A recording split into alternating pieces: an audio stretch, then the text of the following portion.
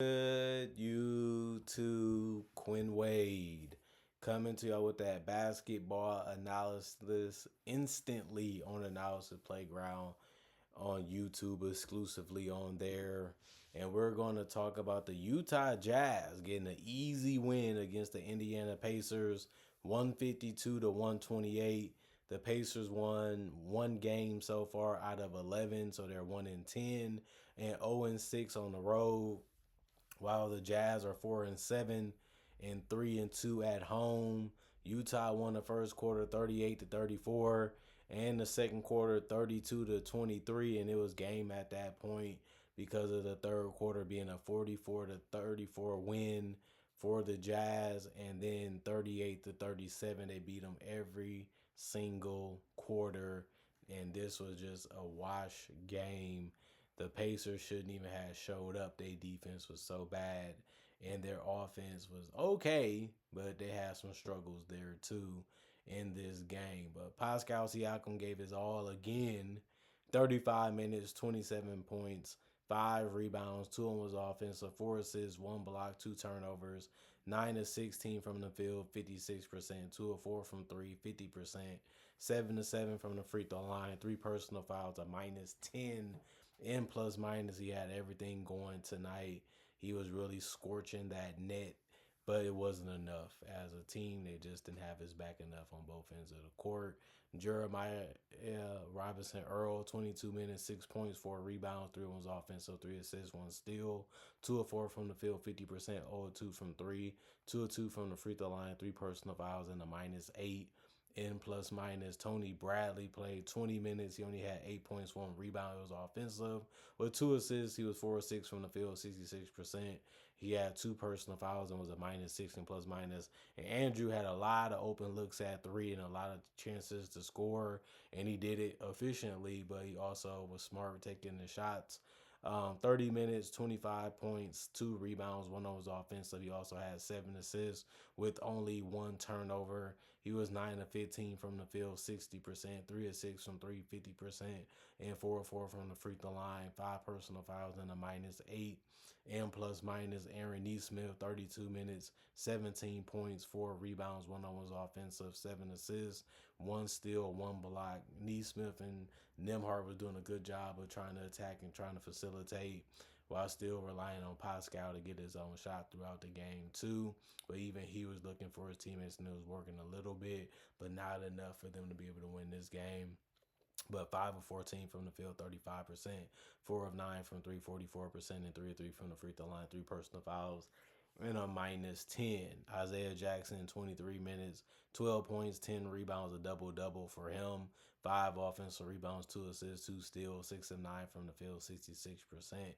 And he did have 5 personal fouls and was a -12 and plus minus. He really did a good job of boxing out and getting back active in the paint, so that way he can get offensive rebounds. And then he brought it a little bit defensively too by being in the right spots at the right time and just being ready to intercept or get the ball out of the hands of the Jazz players that was attacking them. Jarace Walker, 22 minutes, 11 points, 1 rebound, 1 steal, 1 block, 3 turnovers. He went 1 of 8 from the field, 12%, 0 of 5 from 3, but he scored majority of his points at the free throw line, where he went 9 of 9, and he had 1 personal foul, was a -20 and plus minus. I like his aggressiveness. I like the fact that he wasn't trying to settle as much, and he was trying to be physical sometimes too, and it worked sometimes, but he did miss some easy ones too, and that's why his field goal percentage didn't look that great from the field or from 3, because he missed all of them. Cody Martin, 5 minutes, 1 point, 1 rebound, 1 of 2 from the free throw line, +1 and plus minus. Jay Huff, 11 minutes, 3 points, 3 rebounds, 1 of them was offensive, 2 blocks, 1 of 5 from the field, 20%. It was all threes that he took, besides going 0 of 2 from the free throw line. He had 1 personal foul, was a -14 and plus minus. Monte Morris made a floater in 12 minutes. He also did get 1 rebound, 3 assists, a block, and a turnover. He also went 1 of 5 from the field and 0 of 1 from 3 this time, and he had a -7 and plus minus. TJ McConnell played in 11 minutes. It's good to have him back.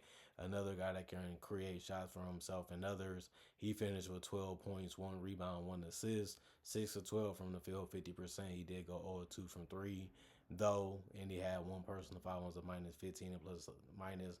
And then the last player off the bench, Ben Shepherd, 17 minutes, 4 points, 2 rebounds, one on one's offensive, one steal, 2 of 5 from the field, 40%, and he was a plus.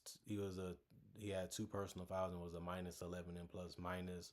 Every single person off the bench scored points in this game, so that's always a good thing. And they all helped on the boards, and that's something that you have to love. Also, they only had 35 rebounds and 29 assists. They also had 6 steals, 6 blocks, and 8 turnovers. They was 46 of 99, 46% from the field, 10 of 37, 27% from three, 26 of 29, 89% from the free throw line, and they had 26 personal fouls. The Utah Jazz played everybody besides one player, who was Tyler Hendricks, who was injured anyway. Taylor Hendricks, who was injured anyway. Lauri Markkanen had another big game, 35 minutes, 35 points. He only had 3 rebounds. They all was offensive, 2 assists and a block. He was 13 to 19 from the field, 68%, and he went 5 of 7 from three, 71%, and 4 of 5 from the free throw line. If somebody's shooting that well and the other starters are playing really good too, offensively and efficiently, you're headed for a tough night when it comes to trying to win a game. Four personal fouls, plus 12 and plus minus. Yusuf Nurkic, 31 minutes, 11 points, a double-double because he had 11 rebounds. 3 of them was offensive with 4 steals, with 4 assists, 3 turnovers, 3 of 6 from the field, 50%, 5 of 6 from the free throw line, 83%, 3 personal fouls, and a plus 15 and plus minus. I like what he was out there doing when it came to shot selection. But I also like the fact that he was able to get to the free throw line. Sheev Luke, 27 minutes, 20 points, 4 rebounds, one of them was offensive, 4 assists, 1 block, 1 turnover, 8 of 10 from the field, 80%, 3 of 5 from three, 60%, and 1 of 1 from the free throw line, one personal foul, and a plus 9 and plus minus. He has been a good X factor for them the last couple games, and they needed him to be if they're going to continue to try to win games. And he did what he needed to do today to be effective and efficient. Keontae George, 27 minutes, 10 points though, 7 assists, 3 turnovers. That was a decent game for him. He also had 5 rebounds and 2 of them was offensive. The problem was he went 3 of 12 from the field, 25%, and 0 of 3 from the 3-point line, but he also did go 4 of 4 from the free throw line. And he also had 5 personal fouls, which was the most on the team today, and it was a minus 2 and plus minus. He's hit or miss with that jump shot still. If he has it going, he's in for a good game. If he doesn't, he's a little predictable. It can be like that for mid-range scorers and guys that use their speed and athleticism. Ace Bailey had a good one. This is one of his better games. 26 minutes, 20 points, 4 rebounds, 3 of them was offensive, 1 assist, 1 turnover, 7 to 13 from the field, 53%, 4 of 8 from three, 50%, and 2 of 2 from the free throw line. 3 personal fouls and a plus 9 and plus minus. I like the way he was scoring. Some of his shots was tough, but he still was able to get some of those to fall too. He's quick, he's fast, he has good bounce to him, and he just starting to slow things down and seeing things a little differently. And he just has to continue to adapt to the physicality, and then he has to continue to find a way to create separation to be able to knock down or get to the paint when it comes to his scoring. But he did a good job of being a good player in this system today. Kyle Filipowski did the same. 20 minutes, 16 points, 7 rebounds, one of those offensive with 3 assists and a turnover. They kept finding him for high percentage shots, and he was able to make majority of them, going 4 of 8 from the field, 50% and 1 of 3 from the 3-point line. But he made majority of his points at the free throw line, where he went 7 of 8. And he also had 2 personal fouls and was a plus 15 and plus minus. Cody Williams, 19 minutes, 2 points, 1 rebound, 2 assists, 1 steal, 1 of 4 from the field, 25%. 0 of 2 from three, 3 personal fouls, a plus 14, and plus minus. Bryce, 16 minutes, 16 points, 4 rebounds, 1 assist, 2 steals, 1 turnover, 6 of 11 from the field, 54%, 4 of 9 from three, 44%, plus 14, and plus minus. He was tied for the most points off the bench. He has been one of their best players in general, and he continued that today. Elijah Harkless 1 minute, +3 and plus minus. That was it. Isaiah Collier 27 minutes, 14 points, 11 assists, a double double, and that's what he's out there to do. Is dish out a lot of assists, find guys open, keep his head up, so that way he can see plays, start to form or just be ahead of the defense, but also looking for a way to attack and score in the paint or near it, or even at the 3 point line. He did have a block and 2 turnovers. He was 5 of 6 from the field, 83%, 1 of 2 from three, 50%, 3 or 4 from the free throw line, 75%. He also had 4 personal fouls, was a +24 and plus minus. And Walter Clayton Jr., 12 minutes, 8 points, 3 assists, 2 turnovers, 1 of 3 from the field, 33%. It was all threes he took besides going 5 of 5 from the free throw line. He did have 2 personal fouls and was a +7 and plus minus. They out rebounded them by 10 because they had 45 total rebounds, and they also had 38 assists, which was better than the Pacers because they made more of their shots. They had 3 steals, which was less than the Pacers. 3 blocks, which was less than the Pacers. They had more turnovers with 14, but they shot the ball so much better. 51 to 92, 55% from the field, 19 to 42, 45% from three. And they also went 31 to 35. They shot more free throws and they shot at a good percentage, which was 88%. And they committed one more personal foul because they had 27. But the Jazz was the way more better team. They had way more flow. They had way better shots. They had generated some good looks, whether it was from the paint, whether it was from three, whether it was from transition. They just kept humming and going, and it worked throughout the entire game. They didn't have to change or switch up much. They just had to get to the end of the game. And once they did that, they was happy because this game was a blowout. This game was unwatchable at some points, and the Pacers, they just kept trying. They just couldn't make enough shots, even if they was open and even when they was getting the looks that they wanted. It was just tough to see them continue to show that we're trying, we're giving our all. We're just not that good of a team. We're just not that good of a defensive team, and we just can't really keep up with nobody offensively to be able to win a game. So that's why the Pacers haven't won that much, and the Jazz is a so-so team. So it does make sense to keep up with them to see how these players are progressing and how these players are getting better. How they look, as the season continue to go is important because they're building a lot of this for the future. So a lot of these guys are getting opportunities and getting chances to show what they can do and show what they improved on. So it is important to still watch these games, even though they might be an okay team.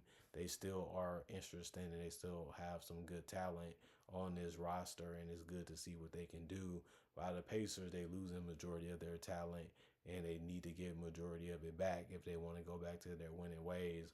And they can't really do that because they're paying a lot of guys that ain't on the court.